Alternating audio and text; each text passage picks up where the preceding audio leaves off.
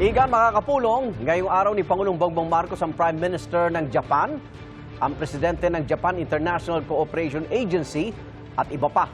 Kahapon po nakausap niya ang business leaders ng Japan kung saan nakakuha ang Pangulo na mahigit 200 bilyong pisong halaga ng investment commitments.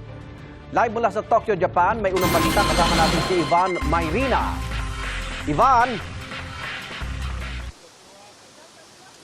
Ohayo, magandang umaga, Igan, mula dito sa Tokyo, Japan, kung saan ikatlong araw na ng state visit ni Pangulong Bongbong Marcos. Simulan natin sa mga pinakasariwang balita. Una nga dyan, Igan, yung nabanggit mo, $3.4 billion na halaga, katumbas ng 210 billion pesos na investment commitment na ibinunga ng roundtable meeting ni Pangulong Bongbong Marcos sa mga nangungunang business leaders dito sa Japan.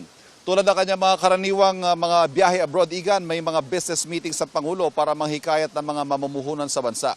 Sa gitna ng kasalukuyang hamon ng global economy ayon sa Pangulo, partikular ang krisis sa enerhiya at pagkadiskaril ng mga supply chain, lubhang mahalaga na lalong palakasin ang ugnayang pa-ekonomiya ng Pilipinas at Japan. Ang dalawang sektor na magiging engines of growth, ika nga, ang trade at tourism, kaya katabi ng Pangulo sa pulong kagabi, sina Trade and Industry Secretary Cristina Roque at Tourism Secretary Dita Angara Matay na dating trade representative ng Pilipinas sa Japan. Ibinida ng Pangulo ang kakayahan ng mga manggagawang Pilipino at nangako ng patuloy na modernisasyon, institutional efficiency at pangmatagalang investment stability. Kagabi rin naganap, Igan, ang state banquet o yung salo-salong inihanda nina Emperor Naruhito at Empress Masako para sa first couple at sa Philippine delegation. Nagpahayag ng commitment ng Pangulo sa patuloy na partnership sa bansang Japan para sa pagsusulong ng kapayapaan na nakabase sa rules-based order na titiyak sa katatagan at kaunlaran ng Indo-Pacific region. Ang mainit na pagtanggap niya mula sa state call at welcome ceremony sa umaga hanggang sa state banquet sa gabi ay patunay ng malalim na pagkakaibigan ng dalawang bansa. Kinilala din ng Pangulo ang Japan bilang pangunahing katuwang sa pag-unlad mula sa infrastruktura, seguridad, agrikultura, connectivity at iba pang aspeto ng ating ekonomiya na kanya namang pinasalamatan. Binigyan pugay din ng Pangulo ang may 350,000 na Pilipinong naninirahan at nagtatrabaho sa Japan at ang malaking ambag nila sa Japan bilang isang bansa at ang kahalagahan nila bilang tulay sa malalim na ugnayan ng dalawang bansa. Samantala, Igan, nabanggit mo yung ilang meetings sa Pangulo pero bukod dyan, punong-puno ang schedule ng Pangulo ngayong araw. Ngayong umaga, 4 na business meetings ang nakaschedule sa mga pribadong kumpanya. Bagong kanyang meeting kay dating Prime Minister Kishida Fumio at ngayon Supreme Advisor sa Parliamentary Association of the Asia Zero Emission Community. May meeting din ng Pangulo sa Presidente ng Japan International Cooperation Agency o JICA na isa sa pinakamalaking pinagkukunan ng pautang ng Pilipinas sa mga malalaking proyekto tulad na lang halimbawa ng Metro Manila Subway Project. May isa pang pulong sa chairman ng Nippon Foundation bago naman ang kanyang nakatakdang talumpati sa joint session ng National Diet. Ito, Igan, yung Kongreso ng Japan. Matapos naman yan, ang panghuling meeting kay Japan Prime Minister Takaichi Sanae na agad susundan ng joint press conference kung saan i-anunsyo ang mga nalagdaang kasunduan. Inaasahan dito ang may kinalaman sa defense at maritime security at energy security. Mga bagay na malapit sa sikmura ika nga ng mga Pilipino sa gitna ng tensyon sa West Philippine Sea at gayon din ang krisis sa langis na kinakaharap ng mundo. At yan, Igan, ang latest mula dito sa Tokyo, Japan. Ivan, gusto kong i-share mo yung experience dun sa state call ng Emperor at Empress ng Japan kina Pangulong Bongbong Marcos at First Lady. Parang ito raw may na binaliwalang protocol o something. Hindi naman sa binaliwalang protocol, Igan, pero very, very rare daw yung nangyari kahapon. May kwento ko lang. Nung papasok na, nakaalis na si Pangulong Bongbong Marcos, kami naka-standby do sa media box. Papasok na itong si Emperor Naruhito, Empress Masako. Parang nagdalawang isip sila, nagtingin na sila, tapos biglang lumapit sa Philippine Media Delegation. Okay. At si Empress Masako nagtanong, "Are you from the Philippines? How is your stay so far?" So, nagtinginan, medyo nagulat kami kasi 'di ba, napakahigpit ng protocol, napakahigpit ng seguridad sa loob ng Imperial Palace.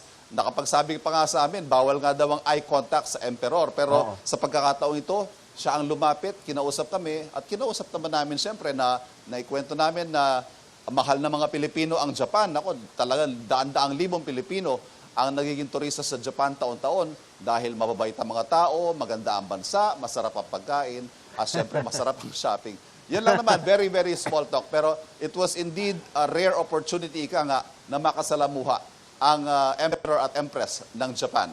At syempre, Igan, masarap din yung pakiramdam na habang nandun tayo, binigyan ng welcome si Pangulong Bongbong Marcos, marinig mo yung pambansang awit ng Pilipinas na tinutugtog sa ibang bansa at pagkatapos doon, tinugtog pa yung ibang mga folk songs, narinig natin, Leron-Leron Sinta, Manang Biday, yung mga ganung bagay ba na pinahalagahan ang kulturang Pilipino sa pagbisitang yon. Okay, napag-usapan ba yung mga pagbabago sa posisyon ng Japan pagdating naman sa defense at issue dito sa West Philippine Sea at South China Sea kung saan aktibo na silang nakikilahok at observer?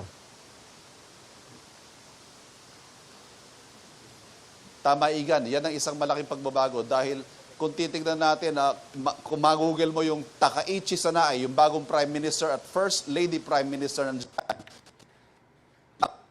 word na hawkish. Ganyan siya dinidescribe eh. Medyo, kumbaga sa salita natin, siya po ay palaban. At siga, ika nga. Yung, kumbaga, sa halip na diplomasya, ito yung leader na hindi nangingiming magpakita ng military might, ika nga.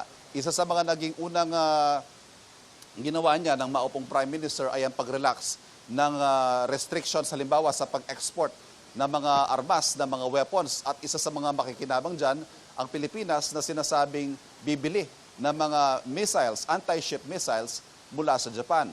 At isa pa, tulad na nabanggit mo, dati observer, ngayon active participant na ang Japan sa mga military exercises dito sa Pilipinas. Tulad ng ilang linggo pa lamang, I think last week or 2 weeks ago lang, nagkaroon ng military exercises kung saan nagkaroon ng partisipasyon ang Japan. At base sa mga pronouncements nitong bagong Prime Minister ng Japan, talagang nakahanap ng kakampi ang Pilipinas, ika nga, lalo na dito sa issue ng sigalot sa West Philippine Sea at mas palaban ito sa expansionist moves ng China dito sa South China Sea. Okay, punta natin. May krisis pa sa Middle East na nagresulta sa mataas na presyo ng petrolyo at mga bilihin. Ang tanong anong pakinabang ng mga Pilipino sa state visit na yan sa Japan ng Pangulong Marcos? Yan, Igan, ang lagi sinasabi ng Malacanang na sa kabila ng lahat ng ingay sa politika, maraming kinakaharap na problema ang mga Pilipino. At yan daw, ang nais tugunan ni Pangulong Bongbong Marcos, halimbawa na lang, yung pakikipag-usap niya sa mga negosyante rito, gusto niya makahikayat ng mga mamumuhunan dahil ang epekto naman yan sa mga Pilipino, siyempre, ay mas maraming trabaho, mas maganda at dekalidad na mga trabaho. Sa usapin naman, sa energy supply halimbawa, magkakaroon din ng mga pag-uusap dahil diplomatically pag napag-usapan ang mga agreements para sa supply agreements halimbawa, pagdating sa enerhiya, ayan ay makakatulong din sa ating energy security. Yan, Igan, ang sinasabi ng palasyo na kahit ano pang mga kinakaharap na krisis o intriga o kontrobersya dyan sa bansa, ay kailangan magpatuloy ang Pangulo sa pagtatrabaho dahil kahit nandyan yung mga ingay politika, hindi naman mawawala yung mga problema ng bansa na kailangan tugunan ng Pangulo. Okay, naitanong nyo ba uli yung Noel? Siya ba'y umismid uli sa inyo?